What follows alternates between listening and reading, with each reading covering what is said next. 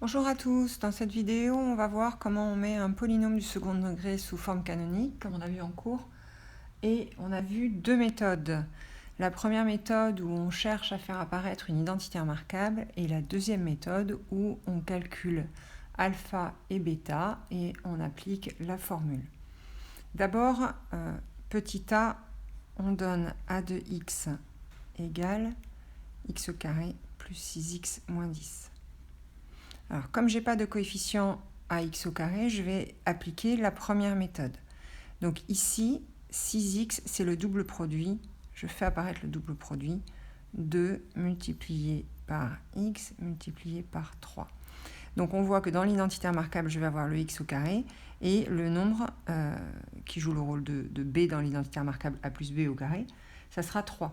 Donc je vais ajouter 3 au carré de manière à avoir l'identité remarquable ici, mais puisque j'ai ajouté un nombre, je vais l'enlever et enlever 10 qui est ici. Le 10, je le retrouve là.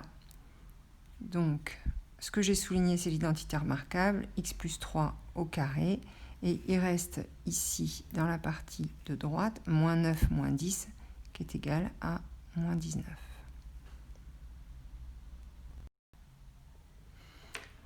Alors maintenant, petit b, la deuxième méthode. Le cours me dit que alpha est égal à moins b sur 2a, bêta égale l'image de alpha, et dans cette condition, on peut écrire notre polynôme f de x égale a facteur de x moins alpha, le tout au carré, plus bêta. Donc voyons voir ce que ça fait avec le polynôme b de x qui est égal à 3x carré plus 12x plus 2. Je pose alpha égale moins b, donc moins 12 sur 2a, 2 fois 3, ça fait 6, qui est égal à moins 2. Je calcule f de alpha, soit f de moins 2, qui est égal à 3 fois 4,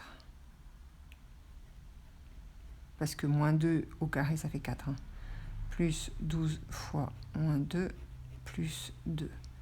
Donc ça fait 12 moins 24, plus 2. Ça fait moins 12 plus 2, ça fait moins 10. Et donc j'ai bien ma forme canonique qui s'écrit A, c'est 3, facteur de x moins alpha, donc moins 2, c'est plus 2 au carré, plus moins 10, donc moins 10. Évidemment, par habitude, j'avais mis f, mais c'est bien sûr b de alpha et b de x qu'il faut écrire. Alors, pour le suivant, je vais vous faire les deux méthodes, comme ça vous pourrez après choisir celle qui vous convient le mieux. Donc, première méthode où je vais faire apparaître une identité remarquable. Cette fois, j'ai un coefficient devant le x au carré, donc je vais d'abord factoriser par moins 2 pour ne plus avoir ce coefficient. Donc, x au carré, puisque j'ai factorisé par moins 2, il reste moins 4x plus 6. Et à l'intérieur ici, je fais faire apparaître mon identité remarquable. Donc c'est x au carré moins le double produit de 2x. Ici j'ai un 2, donc il va falloir que j'ajoute 2 au carré et que j'enlève 2 au carré, plus 6. Ce qui fait donc moins 2. J'ai bien une identité remarquable, ici je la souligne. X moins 2 au carré. Et comme ce que j'ai ici, c'est aussi factorisé par le moins 2, j'oublie pas les crochets. Moins 2 au carré plus 6, ça fait moins 4 plus 6, ça fait plus 2. Il me reste à développer le moins 2. Ça fait moins 2 facteur de x moins 2 le tout au carré. Et moins 2 fois 2, ça fait moins 4. On a la forme canonique. J'utilise maintenant la deuxième méthode. Je calcule alpha. Alpha égale moins b, donc moins 8 sur 2a. 2a, a égale moins 2, donc ça fait sur moins 4. Ça fait 2. Je calcule c de alpha qui est égal à c de 2. Moins 2 fois 4, plus 8 fois 2, moins 12, qui est égal à moins 8, plus 16, ça fait 8. 8 moins 12, ça fait moins 4. Et donc ça, c'est bêta. Il ne me reste plus qu'à écrire la forme canonique. C de x égale moins 2, facteur de x moins alpha au carré, plus bêta, moins 4. Et on peut bien vérifier qu'on a la même chose. pareil, je vais utiliser les deux méthodes ici. Alors, d'abord, j'ai un moins, donc je vais tout factoriser par moins 1. En gros, je vais changer les signes. Multiplication par moins 1, c'est un changement de signe. Je fais apparaître le double produit. Comme tout à l'heure, c'est 3 qui va apparaître. 2 fois 3 x plus 3 au carré moins 3 au carré plus le 1 qui est ici.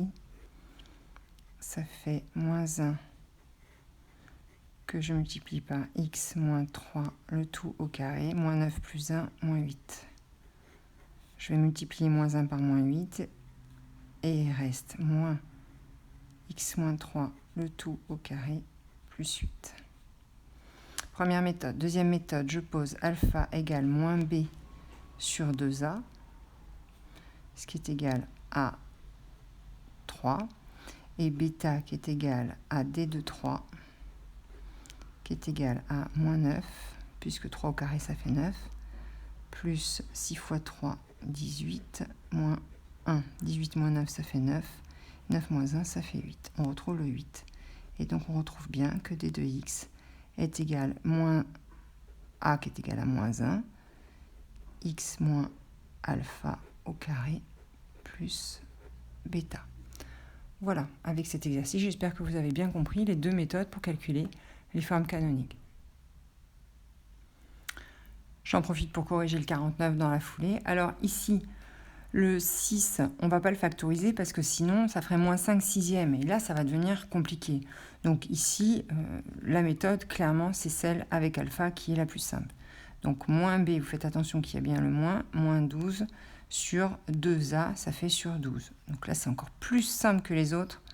Alpha égale moins 1, bêta égale f de moins 1, égale 6 fois 1, donc 6, plus 12 fois moins 1, moins 12, moins 5.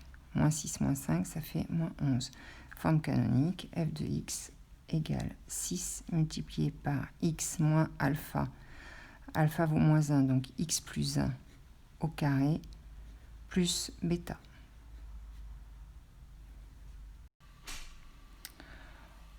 On fait le petit b avec la même méthode qui sera plus simple, même si là 5 demi c'est faisable, mais de factoriser par moins 2. Alors ça fait alpha égale moins b sur 2a qui est égal à 2. Je calcule, c'est un g.